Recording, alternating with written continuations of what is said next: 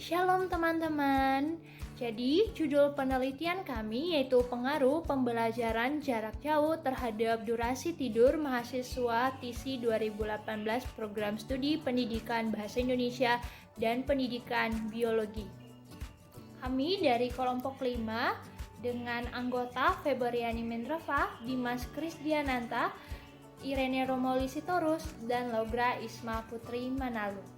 Hal yang melatar belakangi penelitian kami yakni setelah Menteri Pendidikan mengeluarkan surat edaran kepada setiap lembaga pendidikan untuk melakukan pembelajaran jarak jauh atau PJJ, Universitas Pelita Harapan juga menerapkan hal demikian sebagai bentuk pencegahan penyebaran virus corona.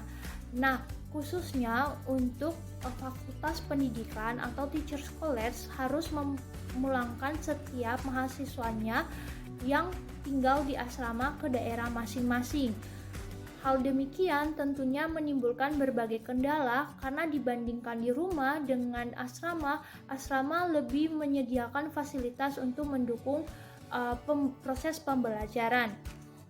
Nah, sehingga kami dari peneliti hendak meneliti apakah penerapan program pembelajaran jarak jauh atau PJJ memengaruhi durasi tidur mahasiswa, sehingga tujuan dari penelitian kami ini untuk mengetahui ada atau tidaknya pengaruh penerapan program pembelajaran jarak jauh atau PJJ memengaruhi durasi tidur mahasiswa, khususnya di dalam penelitian ini yaitu terhadap jurusan Bahasa Indonesia dan Biologi kohort 2018.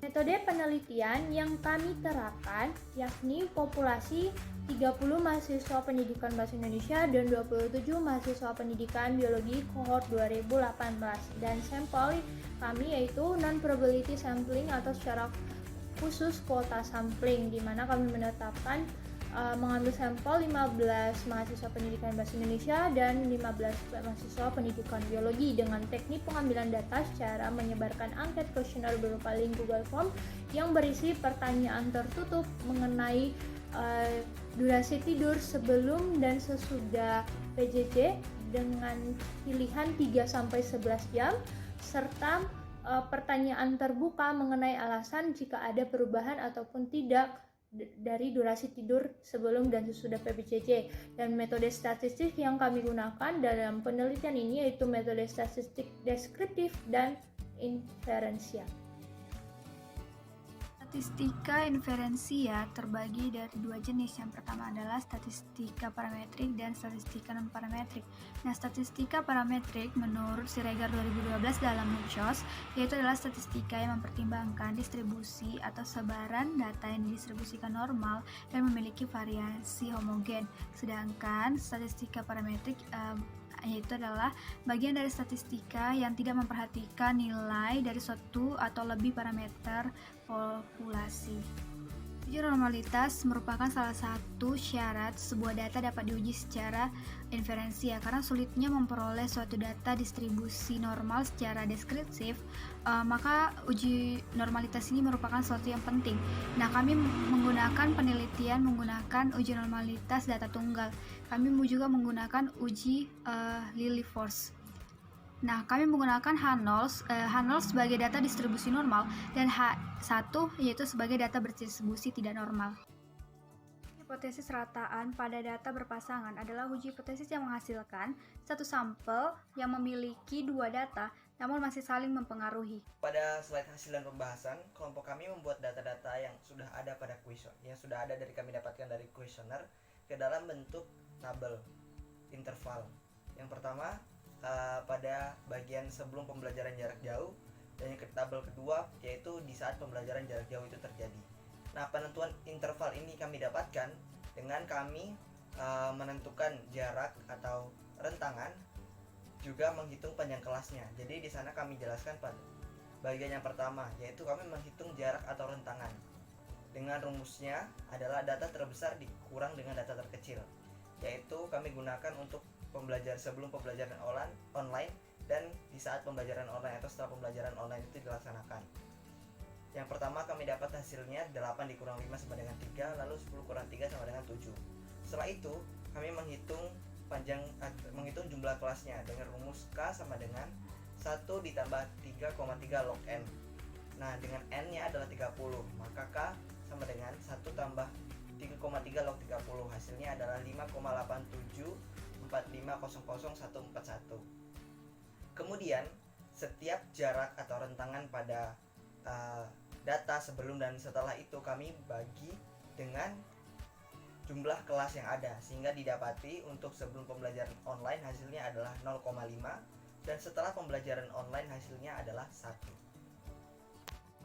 Pada sari numerik, di dalam sari numerik kami menghitung rata-rata, modus, median, simpangan baku, variansi, kuartil 1 sampai kuartil 3 yang ada dari data-data yang sudah kami dapatkan, dan kami membaginya dalam durasi jam tidur sebelum terjadinya PJJ dan durasi jam tidur saat terjadinya PJJ.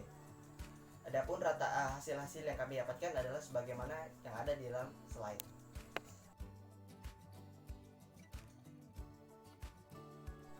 Setelah itu, data-data yang ada tadi kami ubah ke dalam bentuk diagram batang atau histogram.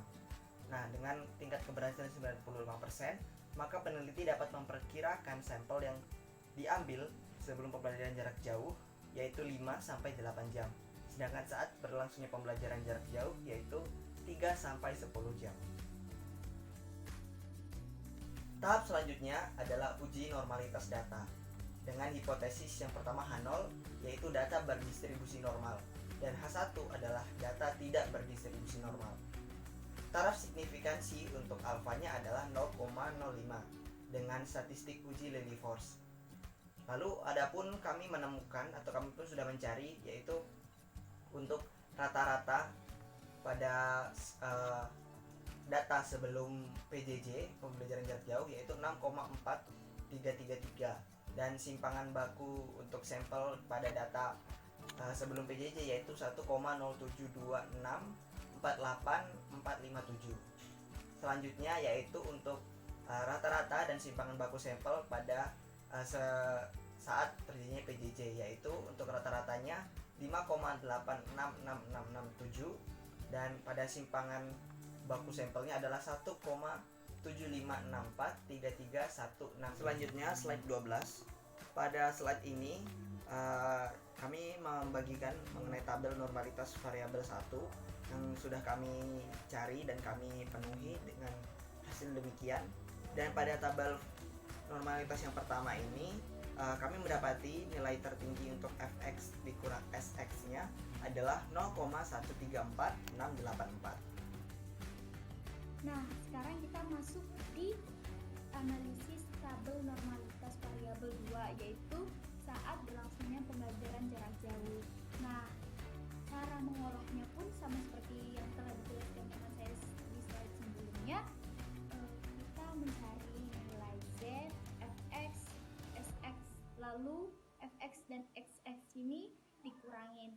Nah, terlebih dahulu teman-teman harus mengurutkan data xi dari pembelajaran jarak jauh ini. Diurutkan dari angka 3 tuh, 3 yang paling kecil ke 4, ke 5, 6 dan seterusnya.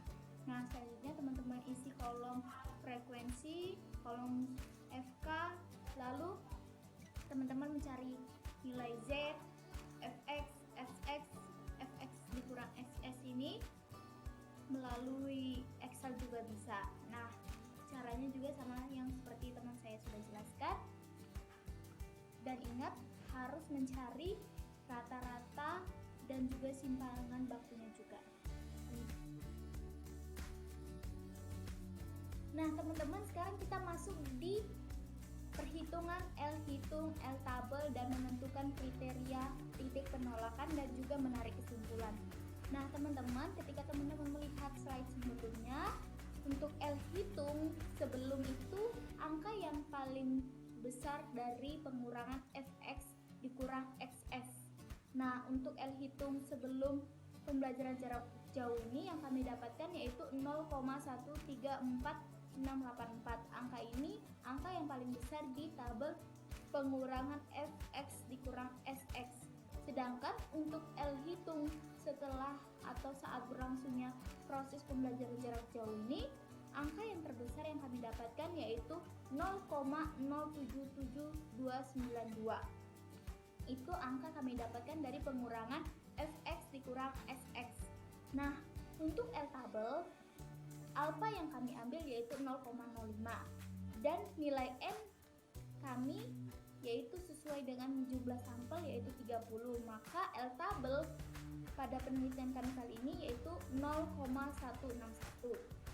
Nah, dari ini kita bisa menarik kriteria penolakannya, tapi perlu diketahui juga bahwa ada dua pernyataan yang penting, yaitu yang pertama, jika L hitung terbesar ini kurang dari L-tabel maka H0-nya diterima. Sedangkan jika L hitung terbesar itu lebih besar dari yang kami dapatkan, yang dapat kami tarik, kesimpulannya bahwa L hitungnya itu kurang dari L-tabel.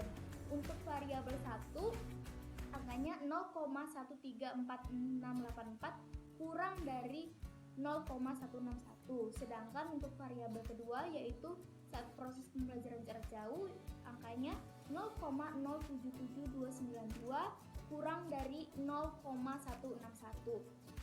Nah, dari ini kita bisa turunkan lagi kesimpulannya bahwa kedua variabel ini memiliki H0 diterima, sehingga data yang kami peroleh dari kedua variabel ini artinya berdistribusi normal. Nah, selanjutnya kita masuk ke uji hipotesis penelitian. Setelah menguji kenormalitasan data, maka kita masuk ke uji hipotesis penelitian, syarat selanjutnya. Nah, yang pertama asumsi. Nah, proses pembelajaran jarak jauh ini kami asumsikan memberi pengaruh terhadap durasi waktu tidur. Nah, intensitas waktu tidur ini menurun dari sebelum pembelajaran jarak jauh dan saat berlangsungnya pembelajaran jarak jauh.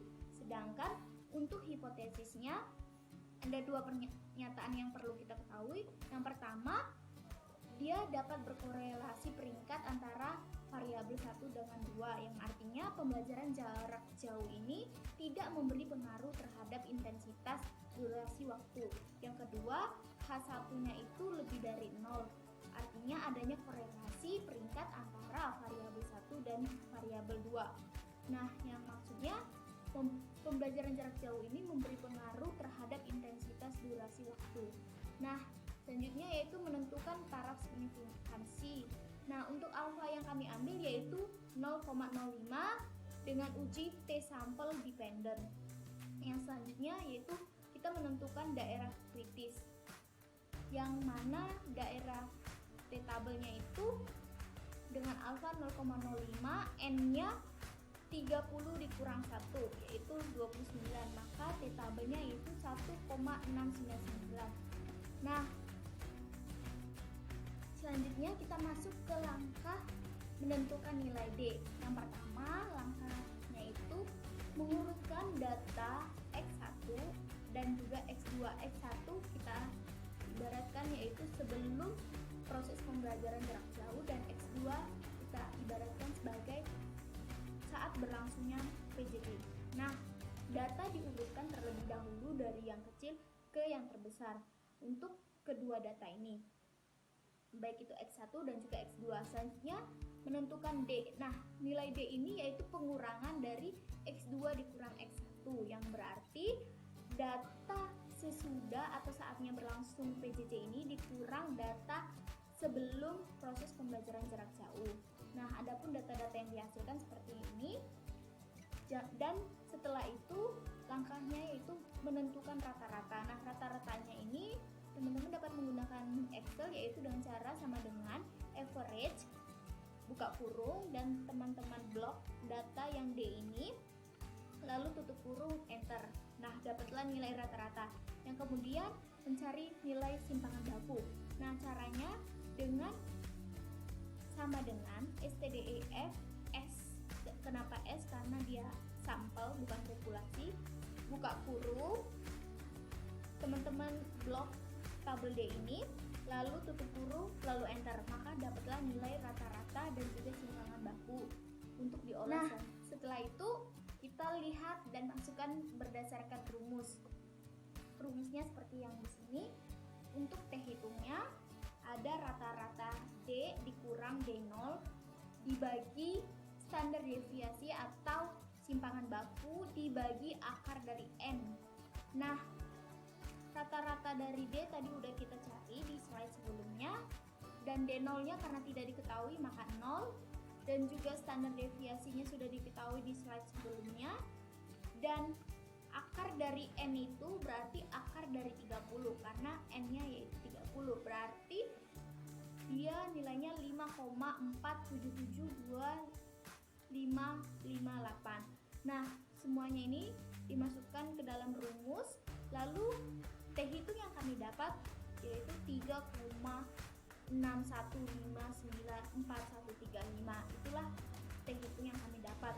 Maka yang dapat kami tarik kesimpulannya yaitu T hitung itu kurang dari T tabel, yang mana T hitungnya tadi minus 3,61594135 kurang dari T tabelnya yaitu 1,699. Melalui data yang telah kami kumpulkan, kami melihat bahwa adanya perbedaan durasi tidur mahasiswa pendidikan bahasa Indonesia dan pendidikan biologi selama pembelajaran jarak jauh ini. Nah, ini banyak terlihat bahwa ini disebabkan oleh adanya banyaknya tugas yang diberikan semester 5 ini dan kurangnya cukup waktu dalam pengerjaannya, sehingga kami mengambil langkah konkret, yaitu adalah pembuatan timetable untuk melist dan memprioritaskan tugas-tugas yang akan dikumpulkan segera sehingga dapat mengatur jam tidur selama pembelajaran jarak jauh. Kami mengambil saran dalam kelompok kami adalah dengan memperhatikan ke depannya dalam pengambilan sampel dan teknik pengumpulan data yang lebih akurat lagi.